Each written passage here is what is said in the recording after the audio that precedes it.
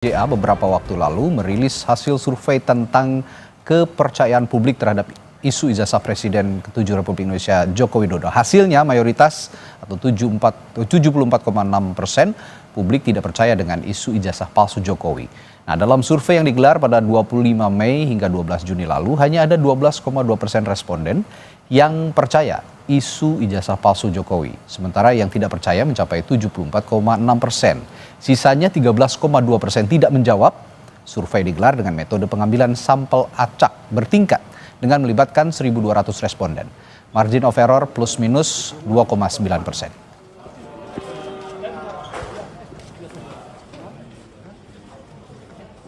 Dan dilihat daripada survei yang kita lakukan, ternyata yang menyatakan tidak benar itu mayoritas di angka 74,6%. Yang menyatakan bahwa yang percaya dengan isu ijazah palsu Jokowi atau dianggap bahwa Pak Jokowi ijazahnya palsu itu hanya 12,2%. Jadi kalau misalnya kita lihat ini hampir 1/5 ya, 5, 6, 7 ya, 1/5 lebih ya. Dan kita ulas lebih dalam soal kepercayaan publik terhadap isu ijazah Jokowi bersama Direktur LSI Deni JA, Aji Alfarabi. Selamat malam, Bung Aji. Selamat malam, Mas Radit. Ya, Bung Aji, 74,6% katanya tidak percaya. Ini berarti semua orang menganggap ini bohong, begitu ya? Ya, artinya gini Mas, 74,6% ini artinya angka yang cukup telak ya dalam opini publik ya. Bahwa isu ini sebetulnya gagal menjadi isu yang mainstream. Ya, karena yang percaya itu hanya 12,2%. Ya, seperti data di sini. Dan kita lihat bahwa angka 74,6% ini artinya walaupun di tengah gencarnya atau kuatnya isu ini beredar baik di sosial media maupun lewat berbagai media, tapi ternyata tingkat trust terhadap personal Pak Jokowi sebetulnya masih tinggi ya. Karena orang yang percaya bahwa itu palsu itu hanya 12,2%. Oke.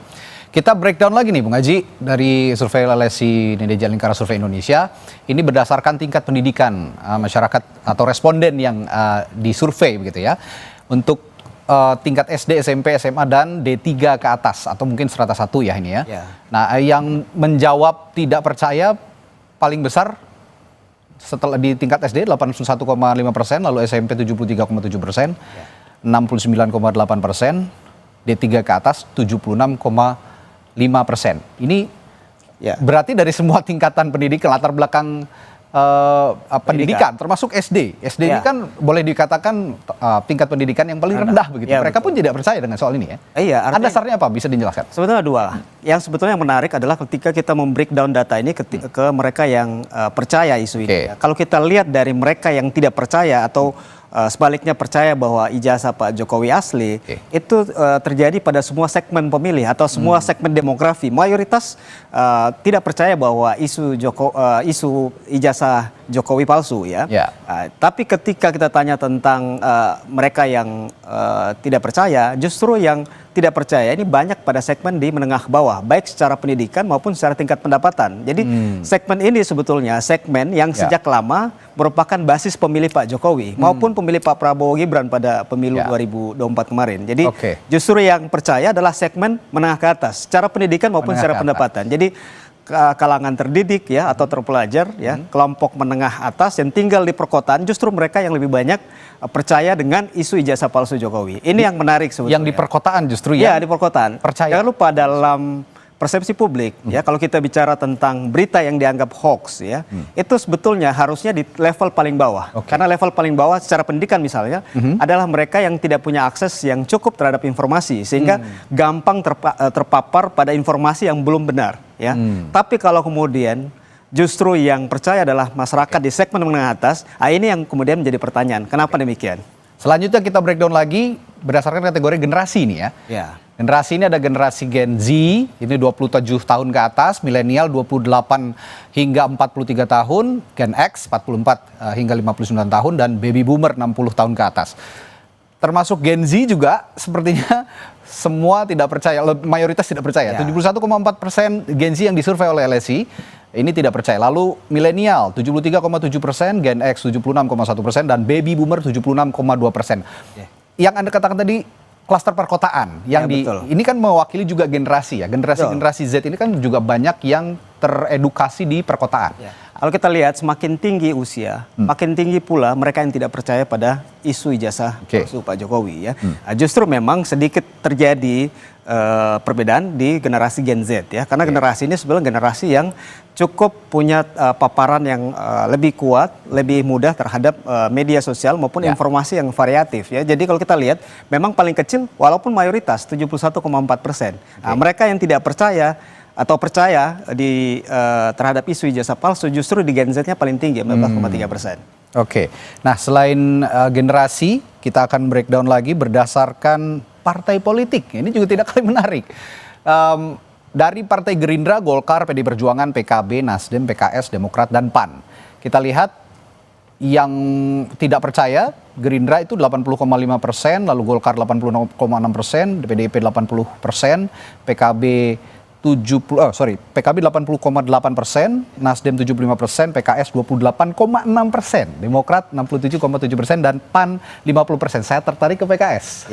Karena PKS kita tahu merupakan lawan politiknya Pak Jokowi lah ya. Boleh dikatakan ketika Pilpres lalu kan Pak Jokowi mengendorse Pak Prabowo di Pilpres, PKS lawan politiknya. Dan betul saja melihat berdasarkan partai politik yang tidak percaya dari PKS ini paling kecil. Iya, kalau kita lihat ya, yang percaya ini kan paling tinggi justru di konstituen PKS yang 28,6%. Yang kedua misalnya Nasdem ya 16,7% ya.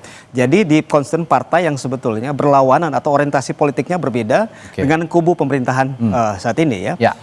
Dan justru kalau kita lihat dengan data ini menunjukkan bahwa kita harus lihat karakter pemilih PKS ya. Karena karakter pemilih PKS adalah pemilih yang mayoritas tinggal di perkotaan, terdidik ya, dan rata-rata dari sisi kelas menengah ke atas, sehingga memang ini juga paralel dengan data sebelumnya dari sisi tingkat pendidikan ya. Jadi kita lihat memang menarik. Partai koalisi, partai oposisi yang konstituennya justru mayoritas tidak percaya justru PDIP ya. Ini menarik, padahal mereka adalah partai politik yang kemarin berbeda di saat pemilu 2024. Kalau kita lihat ini memang tidak bisa terlepas dari posisi Pak Jokowi sebelumnya. Kita tahu bahwa Pak Jokowi lama di PDIP ya, di konstituen PDIP basis akar rumput sebetulnya Pak Jokowi masih punya kekuatan yang signifikan. Oleh karena itu kita lihat di basis PDIP sebetulnya tidak banyak terpengaruh dengan isu ijazah palsu Pak Jokowi. Itu yang menarik. Tidak cuma partai politik, LSI dan Jawa juga mengukur dari pemilih capres ya pada saat Pilpres. Kita akan lihat pemilih Anies Baswedan, Ganjar Pranowo, Prabowo Subianto, dan juga rahasia. Saya bisa menebak ya sebelumnya bahwa pemilihnya Anies Baswedan sepertinya yang paling pemilih Prabowo Subianto ya paling banyak tidak percaya, tapi pemilih Anies Baswedan yang paling sedikit yang paling banyak percaya dan paling sedikit tidak percayanya. Ini bisa Anda jelaskan soal ini? Ya, pertama tetap ya bahwa mayoritas sebetulnya tidak percaya, termasuk pemilihnya Pak Anies ya, 51% tidak percaya. Tapi kalau kita lihat segmentasi yang percaya, itu yang tadi saya sampaikan bahwa dari sisi breakdown data kita lihat sebetulnya yang tidak percaya terhadap isu ijazah palsu ini sebetulnya merata hampir di semua segmen. Tapi yang percaya itu hanya terkonsentrasi pada segmen tertentu. Tadi terutama mereka yang terpelajar tinggal di perkotaan, kalangan menengah ke atas, dan orientasi politiknya berbeda dengan kubu pemerintahan saat ini. Artinya mereka yang memang sejak lama kalau kita lihat itu memang bersikap oposisi terhadap Pak Jokowi, sehingga ketika isu ini kemudian beredar atau isu ini muncul, mereka kemudian meyakini keyakinan mereka sebelumnya, karena sebetulnya mereka adalah pemilih yang memang kritis terhadap Pak Jokowi sejak lama, yang kebetulan pada Pilpres 2024 kemarin memilih pasangan capres yang lain yang tidak di-endorse oleh Pak Jokowi. Kalau boleh saya simpulkan sedikit sebelum kita lanjutkan lagi perbincangan, residu Pilpres atau pemilu 2024 lalu terhadap kasus ini juga cukup besar, dan ini yang menarik. Selanjutnya nanti juga akan kita lanjutkan pembahasan soal ijazah Jokowi ini, namun kita simak dulu pernyataan Ketua Solidaritas Merah Putih Silversen Matutina yang menyatakan tidak ada hubungan kasus ijazah Jokowi dengan kasus Hasto dan kasus Tom Lembong. Jokowi bahkan mendukung penuh keputusan Prabowo memberikan amnesti dan abolisi terhadap Hasto dan Tom Lembong. Berikut ini.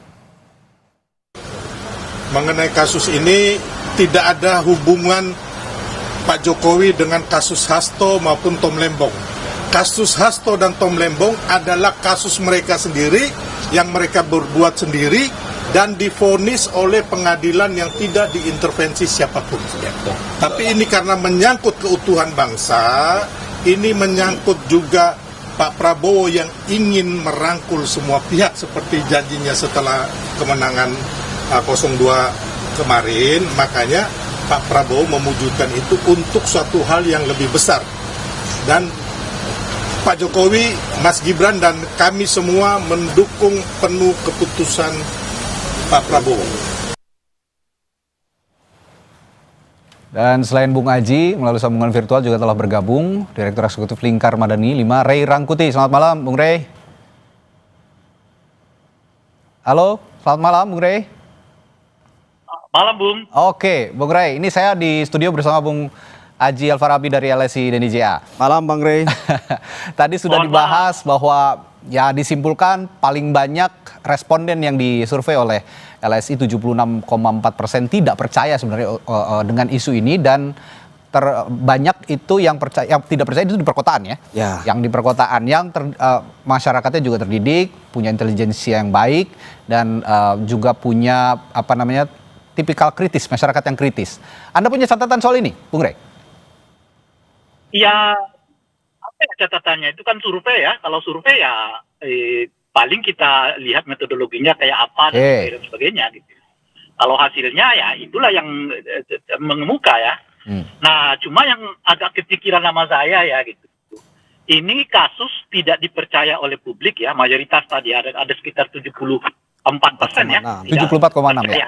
Maaf saya ralat. Ya. Tapi pemberitaannya paling panjang sepanjang sejarah. Tidak percaya tapi paling panjang dibahas ya. Iya, dan paling banyak penontonnya dan paling banyak juga ratingnya gitu loh. Jadi gimana kita menjelaskannya ya? Oke, jadi gitu. kalau jangan-jangan masyarakat kita ini makin senang membaca apa yang dia nggak percaya gitu loh. Oh, tapi begini Bung Ray, alih-alih menyalahkan masyarakat, apakah isu ini juga justru dikelola dengan baik oleh yang katanya dibilang geng Solo? Jangan dijawab dulu, kita akan lanjutkan perbincangan ini setelah kumandang azan maghrib sesaat lagi untuk wilayah Jakarta dan sekitarnya berikut ini.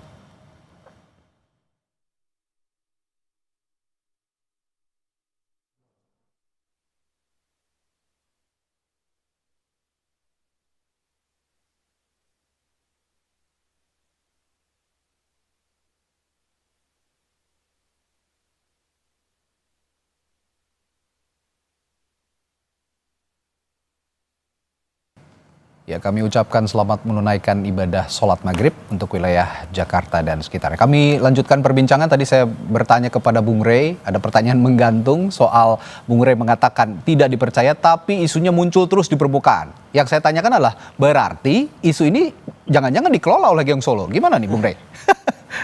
Ya, saya tidak tahu apakah ini dikelola atau tidak gitu. Tapi kalau sejauh ini yang saya lihat, natural aja tuh. Masyarakat ada semacam penasaran gitu loh. Ini ujungnya kemana, ini akhirnya kemana, ini kok jadinya begini dan sebagainya gitu. Makanya di tengah ketidakpercayaan mereka, tapi justru tingkat keinginan tahuannya tinggi sekali gitu. Saya survei sedikit lah di siaran Kompas aja gitu. Dari saya kira hampir tidak ada hari tanpa Kompas memuat berita soal ijazah Pak Jokowi. Iya. Jadi Anda menilai kan? bahwa ini juga jadi komoditi begitu ya? Iya. Itu artinya rating berita soal ijazah Pak Jokowi ini ratingnya tinggi. Sehingga media, bukan hanya media televisi seperti Kompas gitu ya, media cetak, media online, media macam-macam itu membincangkan soal ijazah ini gitu.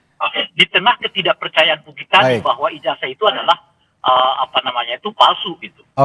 Tapi alih-alih isu ijazah Jokowi ini menghasilkan rating yang tinggi dan tren yang terus dibicarakan, sebenarnya ini kan kasus hukum perdata dan juga ada juga pidana karena dilanjutkan oleh Pak Jokowi dengan melaporkan para penuding ijazah palsu itu ke Polda Metro Jaya dengan delik pencemaran nama baik. Nah, itu sebenarnya lingkupnya kasus hukum. Tapi ini sekarang saya akan tanyakan juga ke Bung Aji. Kasus hukum yang berhadapan dengan hasil survei. Sebenarnya bagaimana menyikapi ini? Tapi jangan dijawab dulu, setelah jeda sesaat lagi di Sapa Indonesia Malam. Kasus dugaan ijazah palsu Jokowi yang kata Bung Ray Rangkuti tadi sangat menarik perhatian publik, bahkan media katanya juga ratingnya tinggi kalau membahas ini.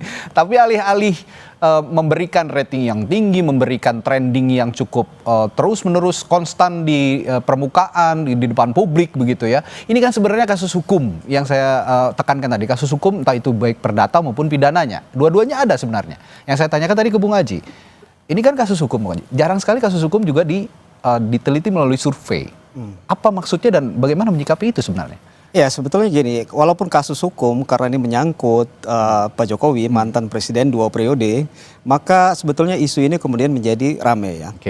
Kita tahu bahwa Pak Jokowi sebetulnya yang dipertanyakan oleh Bang Ray tadi, kita bisa punya beberapa alasan secara ilmiah. Yang pertama adalah kita tahu Pak Jokowi ketika selesai masa jabatan sebagai presiden, itu tingkat kepuasan terhadap kinerjanya itu masih di atas 80% dengan tingkat trust yang begitu tinggi, ya.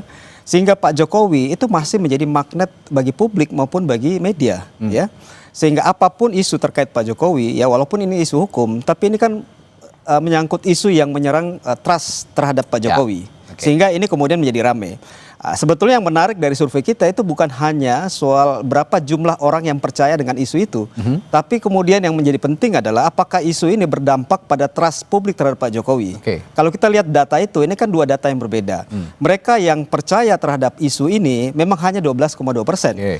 Tapi mereka yang kemudian terpengaruh kepercayaannya terhadap Pak Jokowi itu angkanya lebih tinggi, 22,6%. Ya, artinya bahwa walaupun isu ini ya tidak kemudian menjadi mainstream, tapi isu ini mampu ya menembus sekat-sekat psikologis. Jadi punya daya rusak, walaupun tidak punya daya rusak secara faktual, tapi isu ini punya daya rusak secara simbolik terhadap Pak Jokowi. Ya, walaupun angkanya masih kecil dan masih terbatas ya. Jadi kalau artinya dalam jangka panjang sebetulnya isu ini ya, dalam jangka panjang kalau kita bicara tentang persepsi politik terus publik, muncul gitu. Iya, karena dalam persepsi publik sebetulnya kalau 1 dari 5 orang itu merasa ragu terhadap kepercayaannya terhadap seseorang, maka ini kemudian bisa menjadi satu bola salju yang ke depan bisa mengganggu kredibilitas Pak Jokowi. Bisa jadi destruktif juga. Iya, gitu ya? Walaupun jumlahnya masih kecil saat ini. Walaupun sekarang, tapi kan sedikit-sedikit jadi bukit katanya gitu.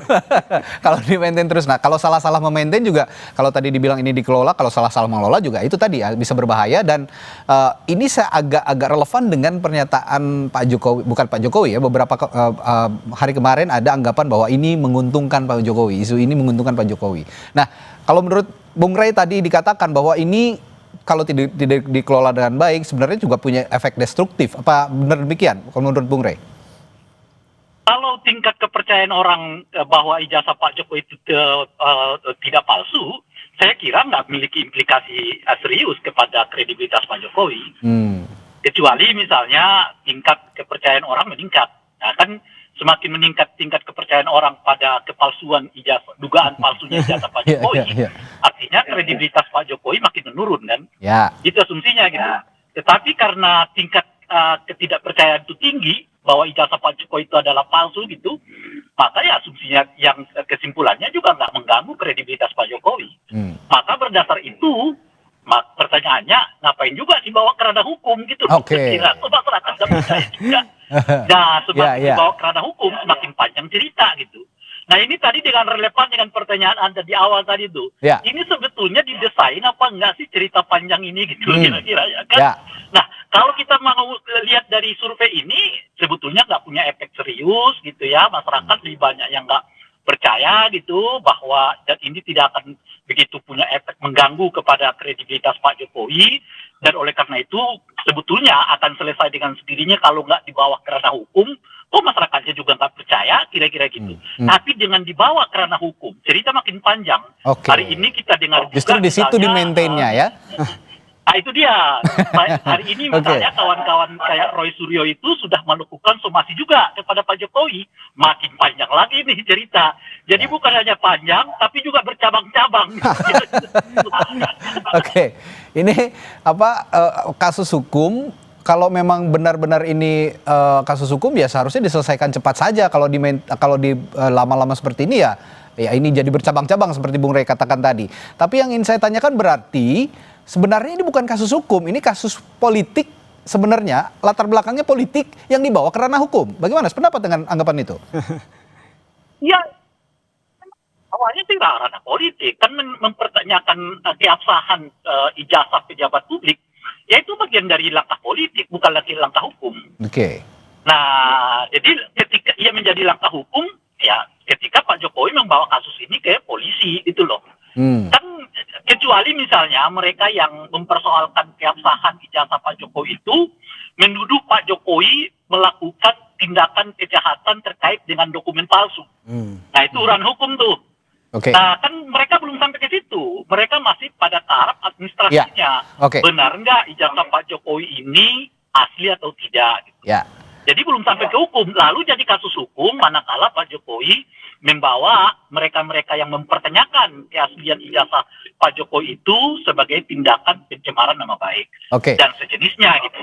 Oke, karena ini tadi dikatakan juga sebenarnya kasus politik yang dibawa ke ranah hukum dan akhirnya panjang dan belum ada ujungnya, belum sampai ketahuan bagaimana ujungnya. Sampai detik ini pun belum tahu siapa tersangkanya, siapa yang harus disidangkan, begitu kan? Nah, pertanyaan saya begini, Bung Rey, kalau memang ini terus di-maintain dan kasus hukumnya berlanjut, kira-kira nanti ini bisa memengaruhi opini publik yang berdampak pada putusan hakim nggak nanti kalau memang sudah masuk ke meja hijau? Ya, hakim-hakim kita mudah-mudahan bisa lebih mandiri belajar dari kasus Tom Lembong maupun Hasto Kristianto. Di mana kemudian Presiden mengeluarkan amnesti maupun abolisi. Dari situ sih sebetulnya sudah menunjukkan kepada kita bahwa ada upaya untuk membuat peradilan kita itu lebih objektif gitu. Kalau dipandang publik tidak objektif, ya Presiden bisa menurunkan abolisi itu. Kira-kira begitu, karena dianggap peradilannya digeret lagi ke abolisi sama amnesti nih ya. Ya iya itu ya. Oke. Makanya dengan kasus ini mudah-mudahan kita berharap ya pengadilan bisa lebih objektif, lebih independen, dan lebih berani untuk menyatakan sikap. Ya, terakhir saya ke Bung Haji, kalau memang ini ditujukan untuk membentuk opini publik, survei ini, apakah itu menjadi konklusi terakhir dari survei ini untuk membentuk opini publik atau memang hanya untuk menggambarkan, untuk memberikan gambaran helikopter view terhadap kasus ini? Ya, sebetulnya kan kita ingin menguji apakah kemudian isu yang rame di media sosial di publik, ya, di elit politik, itu apakah sama resonansinya di publik secara mayoritas. Ternyata sebetulnya publik secara mayoritas itu lebih tenang dalam menyikapi isu ini. Kan buktinya 74,6% yang tidak percaya. Artinya kalau tadi kita kembali ke pertanyaan Mas Radi terkait dengan apakah isu ini di-maintain oleh Pak Jokowi atau tidak, saya pikir Pak Jokowi sebetulnya tidak butuh isu ini, ya, karena secara popularitas beliau dalam posisi di puncak, ya, kemudian tingkat akseptabilitas, tingkat kepuasannya masih tinggi. Buat apa isu ini? Yang sebetulnya kalau kita lihat, sebetulnya ada sisi, ya, di mana ada segmen tertentu yang terpengaruh dengan isu ini, ya, walaupun angkanya masih kecil, 22,6%. Itu yang pertama. Yang kedua adalah kalau kita lihat angka 74,6% yang tidak percaya dengan isu ini artinya bahwa opini publik yang dibangun oleh beberapa sejumlah individu, ya, termasuk mungkin Bang Roy Suryo dan lain-lain, itu kan tidak punya kekuatan, ya, untuk mempengaruhi opini publik secara umum. Sehingga sebetulnya tanpa dibawa ke proses hukum, isu ini selesai dengan sendirinya sebetulnya. Nah, isu ini hanya bertahan di kelompok elit dan di media saja, tapi di publik sebetulnya isu ini sudah selesai. Sudah selesai. Yang jadi pertanyaan, di mana nanti kasus hukum ini ujungnya? itu yang akhirnya juga bisa memengaruhi. Ya, gimana Bung Rey? Singkat saja Bung Rey, silakan. Sebetulnya persis seperti yang disebutkan oleh Aji tadi. Sebetulnya kalau nggak ada lagi proses hukumnya, udah selesai dengan persoalan ini. Nah, sayangnya tidak lagi hukum. Nah, sekarang itu yang saya sebut bukan hanya panjang, tapi juga bercabang-cabang. Oke. Nah, tadi ngomong-ngomong sempat disinggung juga nama Roy Suryo, tetap di Sapa Malam, karena setelah ini beliau juga akan hadir di sini untuk memperbincangkan hal yang katanya bercabang-cabang. Terima kasih Bung Ray Rangkuti dan juga Bung Haji Alfarabi telah bergabung di Sapa Indonesia Malam. Sesaat lagi kami kembali di Sapa Indonesia Malam di Kompas TV. Tetaplah bersama kami.